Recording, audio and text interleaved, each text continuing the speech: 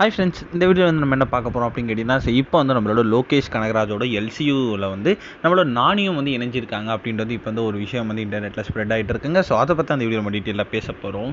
So Telugu திரையுலகில் ஒரு பிரபலமான ஹீரோ அப்படின்னா கண்டிப்பாக அது நானி அப்படின்னு சொல்லலாம். ஸோ தென்னிந்தியா சினிமாவில் முக்கிய நட்சத்திரமாக இப்போ வந்து அவர் வந்து மாறிட்டு இருக்காங்க.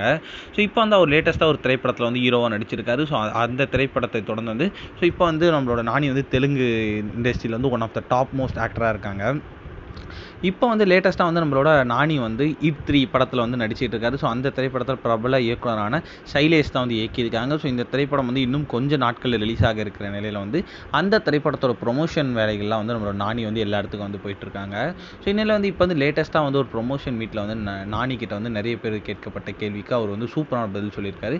அதாவது இப்போ வந்து உலக சினிமாவில் வந்து ஒரு யூனிவர்ஸ் மாதிரி ஸ்டார்ட் பண்ணாங்க. இப்போ வந்து அது வந்து தமிழ் சினிமா அதில் வந்து ரொம்பவே ஸ்ப்ரெட் ஆயிடுச்சு. மெயினாக வந்து நம்மளோட லோகேஷ் கனகராஜ் சொல்லணும்.